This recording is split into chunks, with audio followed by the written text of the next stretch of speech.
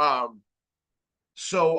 mean, you can see that if you're live on this, you can probably see the zooming, so you can see a couple people on the Zoom. Let me just check and make sure that nobody else is trying to get in. Nope, it looks like we have Blake, Corey, and Dylan on here right now. So you guys, we are recording live. I'm going to go through some stuff. I will open up for input, and I will also ask you guys some questions as we go through this too. And I'm going to tell everybody that's, if you're watching this later on, if you're watching this now, take down notes, because I'm not going to take down notes as I go. It just kind of takes a little bit too much time. And I want to make sure that we get the most out of our time. We got about, I got about 45 minutes to an hour, and I think that's plenty of time to go over what we want to go over. So the first thing, when I say goal setting, I don't mean in the traditional sense, hey, how many leads are you going to get? That kind of goal setting. What I mean by goal setting, when I just mentioned goal setting, is you have to your mindset has to be clear. And when you're going into doing this job, if you feel like you're in a place of failure, then you're going to stay in a place of failure. And so it's like taking training. It's like anything else, guys. It's like if I have someone, if I go into a rehab, right? Unfortunately, in my life, I've had to attend rehab quite frequently in the beginning years, in my early years. And unfortunately, when you go to rehab, you have to have a mindset of, I'm going to make changes. I'm not going to do drugs anymore. I'm not going to do whatever it is you go to rehab for anymore. You can't be like, oh, okay. I mean, I'll dabble every once in a while. You can't be like, I don't really want to quit, but they're making me do this. It's not going to work. It never works out long term. I use my uncle as an example. My uncle called me a couple of years ago. He had drank a little bit when he was younger or whatever, but he was always clean off drugs, never touched drugs or anything like that. All of a sudden, he starts smoking crack and doing heroin. So he goes from, at 55 years old, from 0 to 60 real quick. And I lived with this guy. This guy was the reason why I was sober. You know what I'm saying? It was like insane to see him go from, sober and motivated to like completely where he was at. It was just nuts. So we all try to pull him out of it. My grandfather was still alive at the time. My grandfather tried to pull him out of it. I did. My mother, everybody.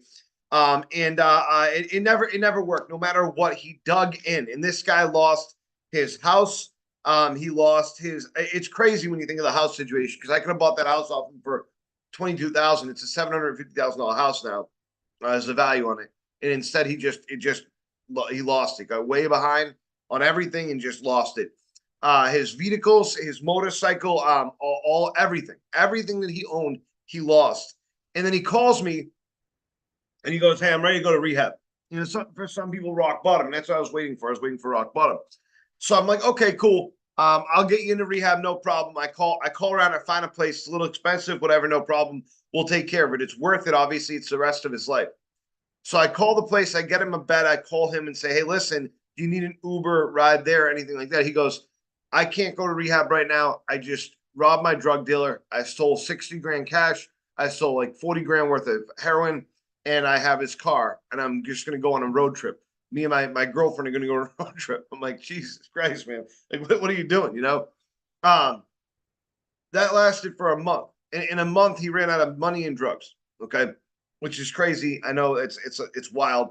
But he consumed all of it, and then he was ready to go to rehab. He's like, I'm ready to go to rehab. There's nothing I can do. He had nothing left. Truly. I get mailed his possessions to my house. It was a box no bigger than this. Yeah, that was it. Out of 60 years of life, that's all he was reduced to. My point is this: is that the two things. A, in order to make positive change in the right direction, in order to do well, you have to commit to doing well until you're ready. The one thing that I appreciate from him is he didn't go to rehab for 2 weeks and then decide to do that. I appreciated him just being honest with me and saying, you know what, I want to go out and get messed up. I'm not doing rehab. You know what I'm saying? I want to have fun. And I at least appreciate that honesty. He wasn't wasting my time. He wasn't wasting anybody's time at the rehab. He wasn't taking up a bed from someone that really wanted it until he was ready. He's been sober, by the way, too, to this date. I don't know how the hell he does it. He moved in with me for a couple months. I said, listen, you need to get a job to be able to get out on your own. He didn't want to get a job. He moved right back up to Massachusetts with my mother. I figured, okay, he's in the heart of his addiction. He's going to go right back to it. Dude has not touched a drug since. He just fishes a lot. So pretty wild stuff. Um, so you have to be committed to the change, number one, okay? And that could be rock bottom or not. It doesn't have to be rock bottom, but you have to be committed to the change. If you're not committed to the change, then no matter how much work anybody puts in, you're not genuine and you're not going to do well. It's not going to make anything better for you. You're not going to do well. So you have to be committed to that change. Okay. Just like at rehab, you have to be committed to that change. You have to work the program. And if you don't take care of the steps, then you're not going to be successful. Right. So it's, I hate to equate it to something like that, but it's reality is that if you are sitting there going, oh, I can't do this, I can't do this, I can't do this, or if you're sitting there going, oh, I'm fine, it's the customers, it's this, it's that, or whatever, then you're being disingenuous. Sign off from the training. It's not worth going through. You're wasting your time. You're wasting mine. Go find a different job. It's not for you. You know what I'm saying? So I can tell you that straight up. So you have to take stock of that because you have to make a decision to do well. And at that point, by the way, too, cool, you've made that decision. You will do well. Like you will do well at that point. If you make that decision, I'm telling you right now, it makes a world of difference. We can end the training right now and just go, okay, cool, we're done. That's it. It makes a world of difference. So what I'm asking from you, okay, in this training, obviously, I assume that people are watching later on too. So I'm not asking you to tell me. Write it down, get it in your head, whatever you need to do. Hold on, I'm getting a call from Chadwick. 1 second. What's up, man? I saw 2:30 at Camp Hill. Yeah, I can look it up right now. I'm in the middle of a tape training on YouTube. So give me 1 second.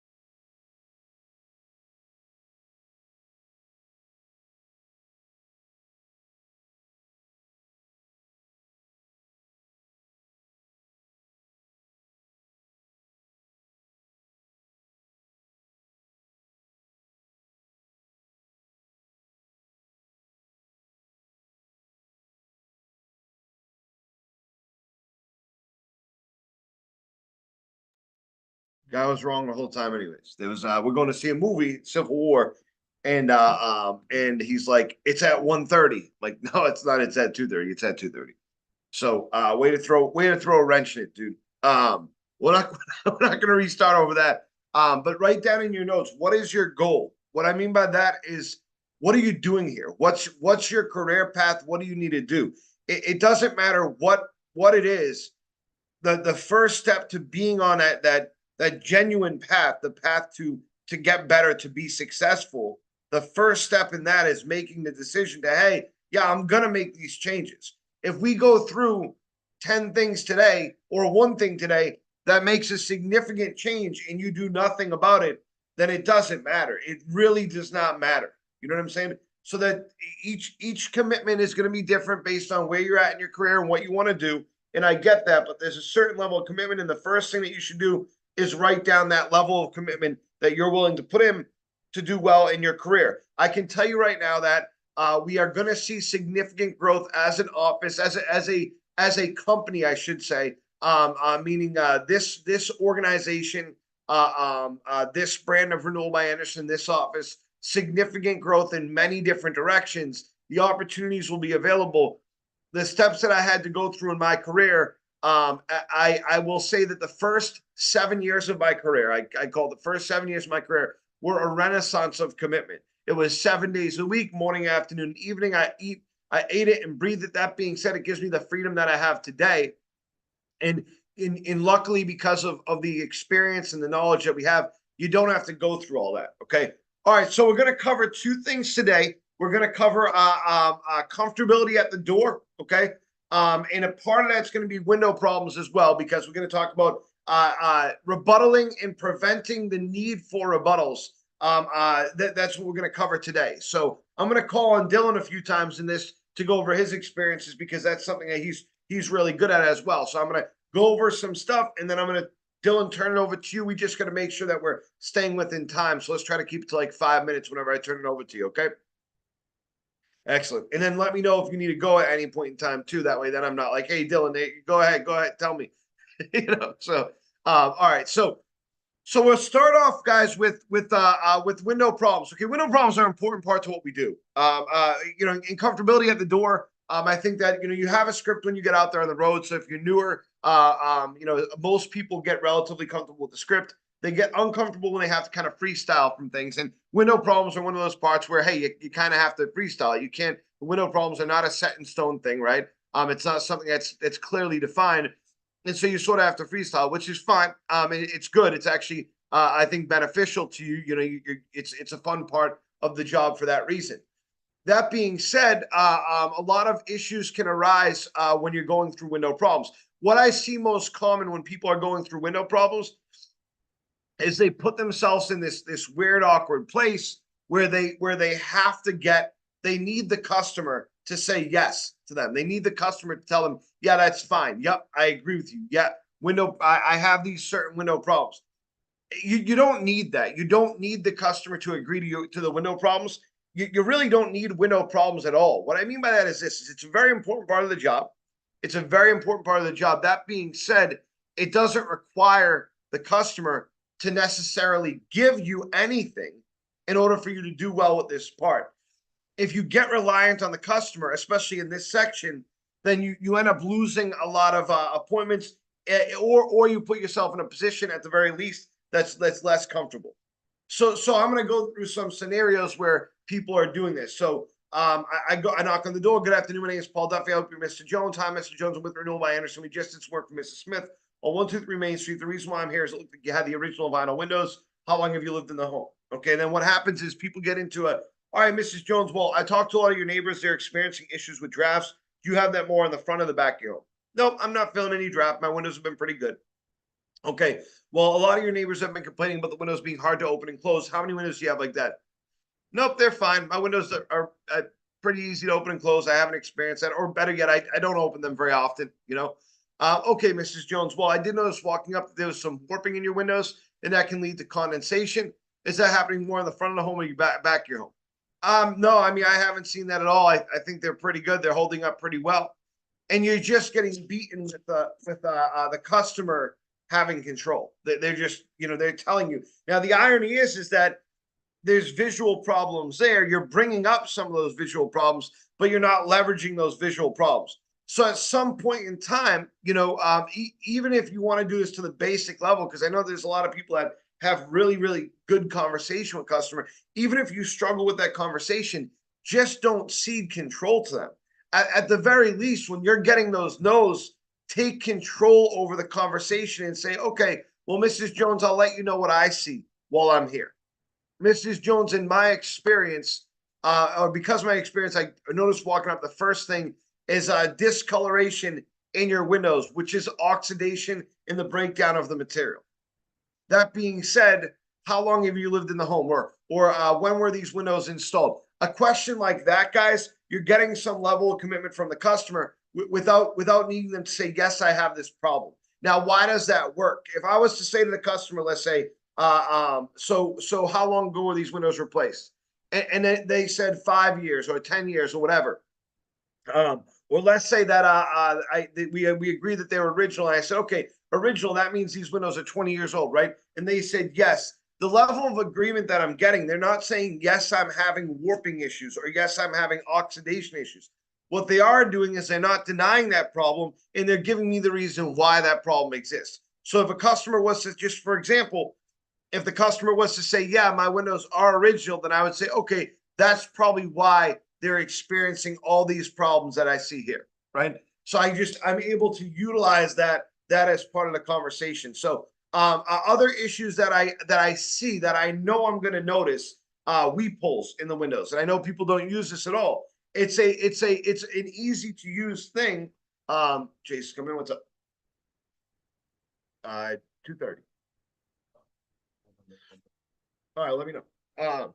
So I didn't anticipate this many interruptions.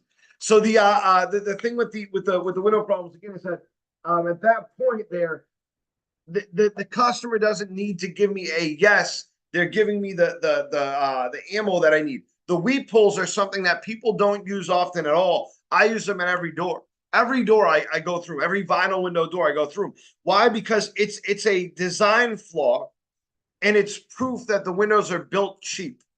So it's all about how you bring it up to the customer. Keep in mind, the customer doesn't know, oh, I'm having a need conversation right now. We're not entering and saying, hey, customer, tell me your window problems. I need to know your window problems right now, right? So as far as that customer knows, we're just having a conversation about the windows, right? I mean, that's what we're doing. So when I bring up weep holes, I don't need the customer to go, oh my God, the weep holes are so bad. No, they're not going to know what it is. But that's the value in something like that. I can say to the customer, Mr. Jones, all of your windows here have what are called weep holes. Have you ever heard of that before? They're going to say no. I'm going to go, oh, okay. Well, yeah, it's a design flaw in the vinyl material. It's the way that they have to build them, though. It's a drainage system for these vinyl windows. You see here those two little holes there? Water gets caught in those cavities, and it causes mold growth. I guarantee you, if you were to cut that open, you would see water damage inside of the vinyl window. And you can make that guarantee 100%. You would see water damage inside of that vinyl window. That being said, it can eventually cause anywhere from mold growth in the window to actual water damage inside the home, because that water's got to go somewhere. Okay. That's definitely something that you want to get checked out. You know, that's definitely something that you eventually want to get looked at. Whatever. But I'm bringing that up as a design flaw in the vinyl window, right? So oxidation, I can prove. I don't need the customer to tell me. I can prove that. Discoloration, I can prove that, right? Even if it's not in the windows, I can prove discoloration in the locks, in the handles, in the hardware, right? I can prove that. I can prove that the screens are shit. These are fiberglass screens, Mr. Jones. That's why they're all ripped. That's why you see little holes all over them. They're just outdated. This is just an older material. We don't even use this material anymore, right? And again, it's screens. You're not going to set an appointment based on screens, but you can start a conversation based on screens, okay? Warping in the vinyl window. It's something you can prove. It definitely exists. It's there. You just got to bring it up, and you got to be able to show the customer where it's at. So you don't need the customer to say, hey, my windows are not energy efficient, or they're drafty, or they're giving me all these different problems. You can tell the customer what you see. On wood windows, it's even easier. So I don't even got to entertain the idea of wood or aluminum windows. But vinyl windows, it's also pretty easy to see as well. Okay. Now here's the deal with vinyl windows, guys. And this is the reason why this is important, is that as you build with the customer need, okay, as you go through these couple problems, what's going to happen is you can get away with your windows are drafty. Okay. So I can go through all these different, I can go through weep holes, warping, glass impaction, all this kind of stuff. And then I can say to that customer, hey, look, you're experiencing all these windows, all these issues. Your windows are not energy efficient. Do you feel a draft, or is it just the energy bills? And they might say, no, they seem fine. And I could say, wow, with all these problems, they still seem fine on the energy efficiency. That's actually pretty good, right? It's not taking anything away from me to say that, right? It's not taking anything away from me to say that. Or I could say, wow, that's I guess you must be used to it, Mr. Jones, right? But either way, it doesn't matter. The point is that I have a commitment to window problems from the customer. There is a need there. You got to remember what your goal is, guys. It's not to have a 40-minute conversation in the introduction of the script about window problems. Your goal there is to get a couple issues out, to identify need, and then to move on from that. Okay, that's the whole idea. That's the whole point. Okay, so I'm going to turn this over to Dylan for 2 minutes. I got to grab something real quick in the other room. Dylan, my question for you is specifically, what do you do to drive results in the window problems section? And if you're getting a customer that's not giving you anything, they're not handing you anything, what do you say then? Okay, go ahead. So the first thing I do when I go up there, obviously everybody has their own like little way of introducing themselves. Me, I just go right into it. I'm like, "Hey, are you Mr. Jones?" I'd make it designated and specific to that home. So the first thing that I'll notice, for example, let's say it's a vinyl window, I'll be like, "Hey, Mr. Jones, I noticed that you had the original vinyl windows in the home. How long have you guys lived in the house?" Pretty much doesn't matter what their answer is. If it's newer, I'll be like, "Oh, great. I'm glad. Congratulations on the home." The first thing I'll be like, "Notice, I noticed right on the window on the right-hand side over here that the window is either leaning in its framing or if the glass is warping, whatever the problem is." So I dive right into it and I'll be like, "Hey, how long has this been going on for?" I asked them that question specifically because most of the time, either one, if they do know about it, they're gonna be like, "Hey, yeah, it's been going on for a couple of years now," or they're gonna be like, "I don't know, I've never noticed it." It's a segue for me to be able to show it right to them. So I'll be like, "Oh, well, let me show you first. You'll see that the window is having this funhouse mirror effect, or if you'll see that there's a gap in between the sills, whatever the problem is." And like a lot of times it's going to lead to things like drafts, not full on breezes, but like cold or hot spots in the home. Are you noticing more in front or more in the back?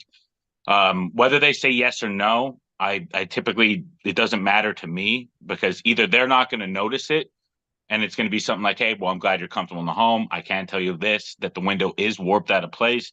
Whenever this warping happens, it is going to let air in there. It just means that your heating element or your cooling element, it has to overwork itself to be able to make up for the difference."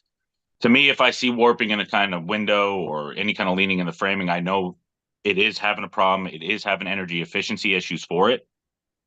So even if the customer is not noticing that, that is a problem, and I portray that to them.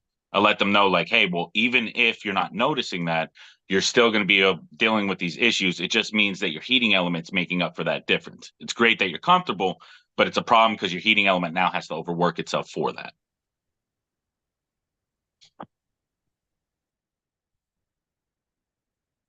I get the hiccups. My bad.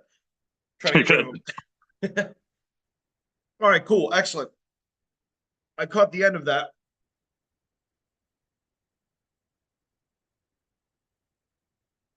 So here's the thing, guys, is that there's effective ways to run yourself through the window problems, and at the end of the day, the window problems are very important. Dylan, were you done with what you're saying?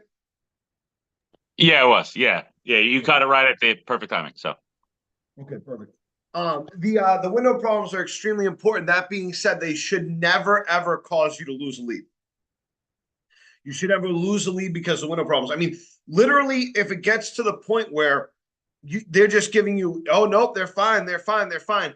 At the end of the day, you're better off before walking away from the house. You're better off just going, "Okay, I'll tell you what we're gonna do. Okay, I'll tell you what we can do. I'll tell you what we're gonna do," and then just going into the value of the visit. I mean, you're gonna lose 100% of the time that you don't make the effort. You know what I'm saying?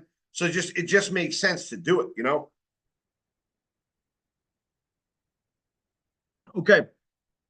So getting into rebuttal opportunities, and when to use the rebuttals versus when not to use the actual rebuttals. Um, Rebuttals are inherently, guys, they're an answer to a customer's objection. So when an objection is given, if my kid says I should not have to clean my room, and I say, "No, you definitely have to clean your room," automatically, all right, the next response a lot of times is going to be, can be, another objection, right? We know that. We know that the way it goes is it goes objection, rebuttal, objection, rebuttal, objection, rebuttal. So you have to break that chain, okay? Because here's the thing is, I've heard like, "Oh yeah, but I'm uncomfortable doing that," and I get that. Or, "I'm uncomfortable with issues that are coming up or whatever," and I get that. I get uncomfortability with the customer. I understand it. I've watched it. I haven't experienced it that much, but I've watched it.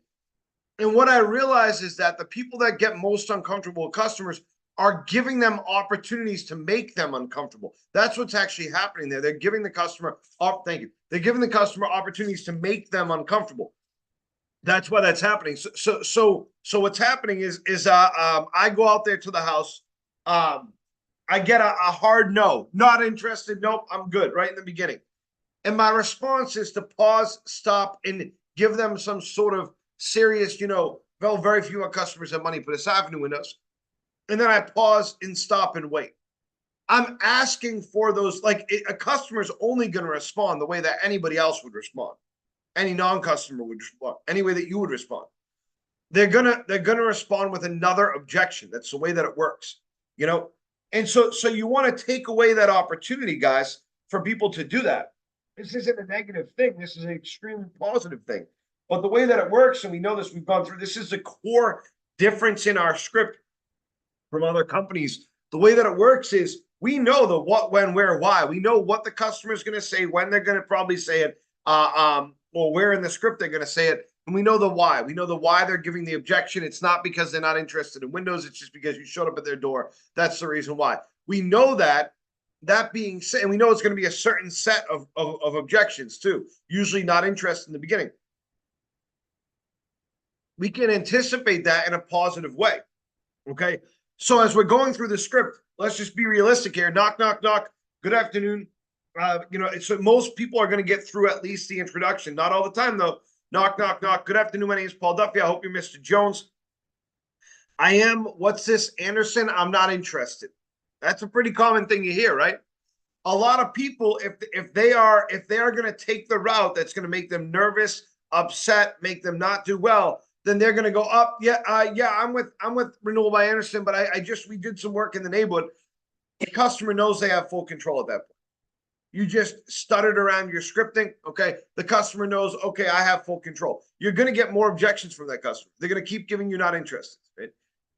If you can confidently say, okay, Mr. Jones, I appreciate you letting me know that. That being said, we just finished up a job for Mrs. Smith on 123 Main Street. The reason why I'm here is you had the original vinyl windows. How long have you lived in the home? Don't skip steps. You don't have to skip steps. You can go right like that. It's about how you respond to the customer. Is it clear, concise, and did you transition to the next part? And do you understand? You're likely going to get another no. Likely what's going to happen is you're going to say, how long have you lived in the home? And the person's going to go, 5 years. Why? Or, look, it doesn't matter because I'm not interested. Something like that you're going to get likely. Okay? Likely you're going to get that. And at that point, how you respond is important. If you go, well, I didn't expect to catch you on the day that you're ready to replace your windows. They're not even there yet. You can say that. That's fine. It's not wrong. Okay? It's not wrong. But is it the best thing to say there? I think you're jumping the gun on it. I don't think you need to say that there. To say something like, I can appreciate that, sir. That's exactly why I'm here.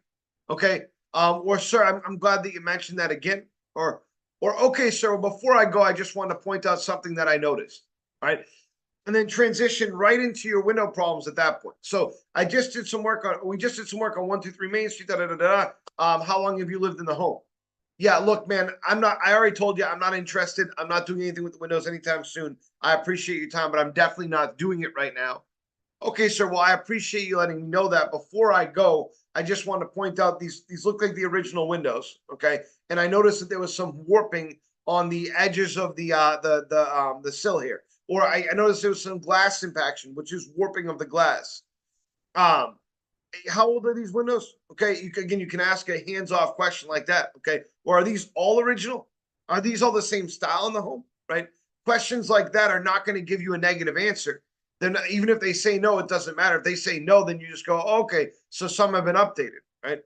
Right. It's just a side conversation. But likely you're going to get a no there, and then you're going to transition into the window problems. At this point, guys, you have control. Just like what I talked about, what Dylan talked about, you need to take control in that section, okay? And guide yourself through the window problems. Worst comes to worst, literally, your job is to go, okay, Mr. Jones, I'll tell you what I see. I see X, Y, and I see Z. Okay. And then move on. You do know that you're going to have to do something with the windows in the next couple of years. May I make a suggestion? Okay. And at that point, you're probably going to get another objection. You're probably going to get another not interested or can't afford it. But you should be perfectly comfortable with it. Now, what do? If they say can't afford it, you don't have to say. Very few of our customers have money put aside for windows. That's why we have special programs. You can say that. It's not wrong. You can say, well, I didn't expect to catch you on the day you're ready to replace ones. You have all those rebuttals still, if you remember. Or you can say, again, Mr. Jones, that's exactly why I'm here. Or, again, Mr. Jones, I want to thank you for letting me know. Or, okay, Mr. Jones, well, before I go any further, I just want to make a suggestion. My suggestion is, and then make it seem, okay, again, this is part of, when you're a pro in this job, you can make it seem like this is not a big deal. Well, I'll tell you what, sir. All we'll do, all right, Mr. Jones, because you told me that, all we'll do, I don't have any money right now. Oh, well, Mr. Jones, I'm glad you told me that now. I appreciate that. What I'll do instead, okay, any of these things, the transition phrases, we'll just have somebody come out. They'll take a look at the windows. They'll measure them up. They'll leave you with a free price quote. That way, down the line, when you're ready, at least you have the information set aside. I'm sure that at least sounds helpful, right? Now, you could technically blow right into that next bar. Honestly, you could, in theory. The problem is you want the customer to object. You're looking for an objection. If they want to say no, have them say no right there. Have control over it. So I'm sure that sounds helpful, Mr. Jones, right? Not right now. Not right now. It doesn't sound helpful right now. Okay, Mr. Jones. Well, the goal of the visit is to go over your options, answer your questions, and leave you with a quote. Good for one full year. I have your last name as Jones. What's your first? When you say, does that sound helpful? And they say, no, not right now, they're not objecting to you. They're giving you an answer to your question, right? You got to think about it like that. They're not objecting to anything. They didn't say, no, I don't want an appointment. They didn't say, no, you can't come out to see me. They just said, no. Okay. Don't treat it like it is more than it is. All right. So this just as you go through the beginning of the script, that you got to keep control. And I know it sounds like a lot. It's a lot easier than what you're doing right now. Okay, Dylan, what do you do in those scenarios, and what's your opinion on how to move through the to move through the scripting? The majority of it is pretty much exactly as you said. Whenever they kind of throw kind of like a curveball, or like, hey, I'm not really interested in getting windows right now or anything in that kind of nature, the first thing that I always touch base on is like, of course, I would like you could either use the rebuttal where you're like, hey, I didn't expect to catch you on a day you're ready to replace your windows. I always say to them, especially right before the suggestion, I'm always like, well, being that you're not ready to replace these right now, would you at least mind if I made a suggestion for you? And then I can go right through the value, right? Because it doesn't matter if they're not interested in windows. It doesn't mean they're not interested in the test or what we have to offer or even getting a quote from when they are ready. Right after the suggestion, the biggest thing that I always look for is I actually try to get rebuttals, like objections, as much as possible, because my biggest problem with it is if somebody's giving me all yes and they do have an actual objection to that, and I set that appointment, let's say it's even 2 days out, they might think of that objection and be like, well, actually, you know what, I'm not interested in this, and cancel. But if I can get that objection out now, and I can get it out before they set the appointment, then I can move on forward. Same with the going into the goal. A lot of times I'll hear out there, one of the biggest ones is, well, I'm not really interested in doing this right now. I have other projects in mind, or even if they're like, I'm not interested in doing this right now, the first question I ask is like, oh, okay, well, do you have other projects lined up? I'll ask them that question because they're either gonna be like, yeah, I got a bathroom, I got a roof, or whatever it is. And I'll immediately be like, yeah, that's the most important thing in the home. What I'll do instead for you is this, especially since you already have a project, is I'll have someone just discuss options, answer questions that you have, and then we'll leave the quote in place, lock it in for a full year so that when you are done the roof project, you already know what the budget for. Now I have the last name is Jones, right? The biggest thing is I don't like using the actual formal rebuttals. I like using the script because the farther I get in the script, the quicker I get to getting them on the phone, and they're not getting like, hey, listen, I don't have enough time for this, right?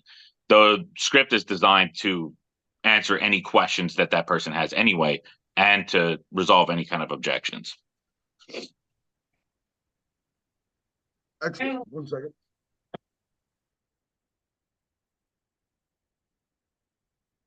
I was taking the opportunity to to eat my food a little bit. Let's take a 2 minute intermission real quick, just 2 minutes, so I can throw this stuff away, and then we'll dive right back in. I think that's a great point, and it fits right into what I wanted to go over next. So 2 minutes, literally. You can time me if you want.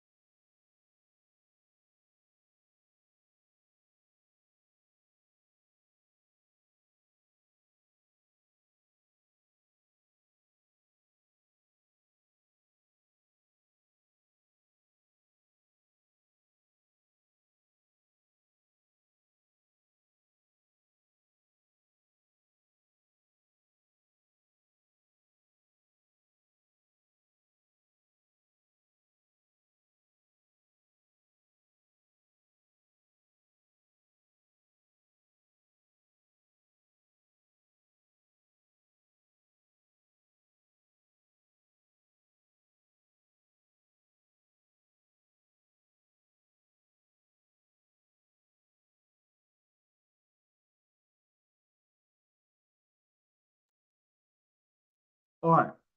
So here, I'm gonna keep the video pause for a minute, but yeah. All right. So yeah, that's the thing. The beautiful thing about our scripting, guys, and our system is that you have that two-pronged approach. It's not, hey, you have to use these rebuttals and this and that. It's utilize the scripting. If you get so far with the customer and they're still not giving you what you need, then the rebuttals exist there. That's the benefit of it. Um, I take the exact same approach. I'd rather bring the customer through the system in a clean way that doesn't cause objections than bring them through the system and get in an argument essentially with them using rebuttals. And again, the rebuttals have their usefulness 100%. That being said, um, most of the time, people, when they get really used to this job, they can get there without the rebuttals most of the time. So the rebuttals, you want to have down the rebuttals because if you get to that point where you're past the value of the visit, now you've gotten down past that and the customer is still giving you objections, you want an avenue to go down. My belief is if the customer is willing to talk to you, then utilize that. Then utilize that and have that conversation. In the last training, I went over very specifically how to use specific rebuttals. And if you go back and watch that training, then that will go through that. I want to go through the exact same thing today because, quite frankly, it's kind of a waste of training. You literally go to the last video, the last 40 minutes goes through exactly that. And I'll post these both in GroupMe at the same time. That being said, if you can bring that customer through the script in a clean way, it's going to serve you a lot better. That being said, you got to commit to it. You have to commit to it. You can't go, oh, okay, I understand. This sounds good. Then go out there on the road and do the same rebuttals, have the same two objections come up to throw you off every time, and expect to do well. Part of what we went over in the beginning of this training, part of that commitment is understanding that that customer is in control to an extent. Your job is to respectfully gain control back from that customer. You notice what Dylan did with the whole project thing and whatnot. I would say this, as a matter of fact, I would say for a lot of people, I don't know if your pitch is strong enough to be able to say to the customer, hey, what are the projects that you're doing right now? That being said, it's a great thing to say because if you can get it together, that's going to create a conversation. That is not what that is going to create comfortability. It's not going to create negativity with the customer, right? It's showing the customer that you're confident and that you're not just there to schedule them for an appointment. You're there to have a conversation. You're there to find out the best service for that customer. And that's what this scripting that we're going over, that's what this really speaks to is how do we best serve the customer? You know what I'm saying? And so, yes, Dylan brought it up, but I'd rather have those objections in my scripting because I have a higher level of control over it. Keep in mind, if I'm getting yes to death, okay, and the customer's trying to get this is why we see, by the way, I can pull up the numbers right now and we would see people that are at 40 appointments for the month with a 36% cancellation rate to 50% cancellation rate. And we can see people with 10 set leads for the month with an 80% cancellation rate. The difference is the people that are getting the 10 leads, you think, oh, well, those are laydowns. Those customers have no commitment whatsoever. Their spouse is coming home and saying, no, I don't want this. And they're going, oh, okay, fair enough. The call center is calling to confirm, and they're going, no, I'm good. Right now is not the time. And they're going, okay, fair enough. Right? That's what you want to prevent. And you do that by handling the objections at the door where you have more control. You don't want to hand off your job, a big part of your job, to the call center or anybody else. Not that they can't handle it, but that lead is worth more to you than it is to them, number one. Number two, you know the customer better. You're there in the situation, and your system serves that exact purpose. So why would you give up control to someone that is not in that same position? It doesn't make any sense at all. Okay. All right. So I think that the last thing that I want to go through is following up with the window problems, because bringing up the quality of lead is important. And if you're going through the window problems and taking control, and you're not relying on the customer to give you all these different window issues, You have this second part of your iPad, this part where you go through the window problems, where you gather all the information from the customer. You really should be leveraging that part regardless of the situation. You should be going through everything with the customer. And this is my appeal to everybody, is go after entry doors, go after patio doors. We're the only company out there in the country, one of the only companies out there in the country that can sell this entry door. You should be selling the hell out of that. Windows first, door second. You should be selling the hell out of that. Every Windows customer you said, you should be saying, hey, by the way, we have this brand new entry door. I even if theirs is newer, I know that this looks like it's a little bit newer. That being said, we can show you it while we're out here. That being said, we're gonna show you it while we're out here. Well, that being said, is there any other homes on the doors on the home, like entry doors like this, like on the side or whatever? It's worth having the conversation with the customer 100% of the time. Stuff like that is going to give you quality of appointment. It's going to give you quality of appointment. It's going to ensure that your appointment runs at a high level, and that it's going to be successful. Okay, so it's extremely important to have this conversation after all these quality conversations after you're done setting the appointment. It's important to go through every bit of that in detail. Make sure that you're going through the doors. Make sure that you're going through any conversions, patio doors, anything like that. Go through all of it. Okay. So Dylan, I guess I'd ask for your thoughts on that first, and then before we close out, I'm just going to say a couple things here. But go ahead. Yeah, actually, that's something that like Max and me have been like pushing really hard in our van as well. Once you get past obviously the goal, and you're like, all right, I have your last name is Jones. What's your first, and you get all that information, right? Immediately after that, you get the email address. You're going to be like, hey, well, we only need two things from you, and you go through your commitments. Right after the commitments, you can see on the exact tablet the next step is inputting all the window problems and the door problems that you need to put in there. So the first thing I always do is like, okay, so now that we are coming out, I know that we did talk about the two windows in the front here on how bad they're warped, whatever the problem is. I know that you want us to come and take a look at those. Is there any other windows you want us to look at? Do you want us to inspect the whole home? Like, what's your thoughts on it? I asked them to figure out, is this only going to be the two windows they want looked at, or do they want the whole home looked at? Right? Most of the time, they're going to be like, yeah, if these are having a problem, I want the rest checked too. I mean, it's free. Why not? Right? That's the biggest thing you say. And I always ask them, I'm like, now I know that a lot of these homes have sliding glass doors in the back. I was like, I also can see your entry door here. Would you like us to test those too at the same time? They're going to also say yes.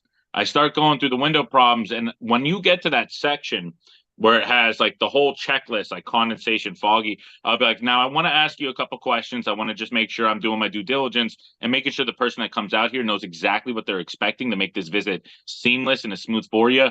I'm going to ask you a couple questions about window problems. I already noticed that you have warping going on, and you already told me you have draftiness. Do you have any difficulties opening and closing these? If I didn't ask that question in the beginning, I'm going to ask it there.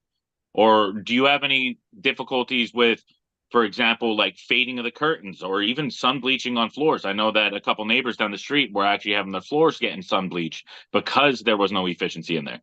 And I actually set 3 leads last week off of that alone, was just sun bleaching of the floors, because it's something that's missed as well.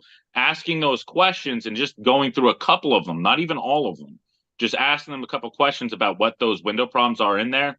They're like, I got someone who, it was 2 days ago, but it was when we were in Marietta. I had a customer when I was going through that, was you could see there was a little bit of iffiness with them. But the moment that I mentioned, like, hey, is there any windows that you're having like difficulty opening, closing, or even not even stay open? He's like, actually, now that you mentioned it, in the laundry room, I have a window that I actually can't even get open anymore. It's to the point where it's not even opening for me. And if I try to, it's extremely hard. And I was like, okay, so that right there is telling me exactly what I told you. That entire frame is warped, and it's put so much pressure on that window. Now it's not opening. How long has it been doing that for you? I'll even ask him right then and there, go right back into window problems. He'd be like, it's been doing it the past 4 years. I was like, well, I'm going to put that on the list to make sure that the person knows that in the laundry room that you're having a really difficult open window over there. And I'll have them check that out and make sure that it's not just the window problem and not just a framing problem that's causing it. And he was like, yeah, that would be awesome. And then his buy-in was completely different than what his buy-in was before he even got to that section. So right through that section, it's there, but instead of just putting in what you talked about in window problems, use it. I know some people show the tablet. I don't do that. I like to have the conversation. So I talk to them about it, but use that as an opportunity to be able to get more buy-in, more information about it. They might tell you that they have a back door that's rotting out, that's been doing it for a while. Like they might give you so much information by just asking those questions. No doubt. No doubt. Absolutely, guys. And that's how you work up the quality of the appointment, you know. So just all this information, the biggest thing is, guys, is that if you don't put it into practice, then it's not going to do anything for you, obviously, right? So when you go on the road Monday, or if you want to go out tomorrow, try a couple doors, practice like this. Record yourself at the door. Write down after each house your result. What happened? Did you follow the system? Did you get through the value of the visit 85% of the time or more? You can't go into it half-assed and expect to get a good result from it. You just can't. So not that we're not trying, but we can't expect to go into it and result half-assed in order to get a better result. It's not going to work out. All right. So between last week's training and this week's training, we have a complete system now. You can go back and look at last week's training, and you're going to see in the beginning part of the training, the first hour is basic training. It is what you go through in the first week here with the company. The second part, the last 45 minutes or so, is all about specifically rebuttaling with while using the script. And then this week, obviously, we went through a bit of the same thing, but some repeat stuff, a lot of new stuff. So I appreciate you guys' participation. Is there any questions that you guys have before we get off?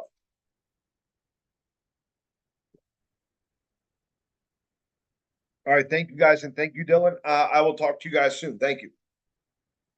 Oh wait, we got somebody in the chat. Oh no, that was you. Okay, cool. Yeah, that was me. I was saying that. All right, sounds good. All right.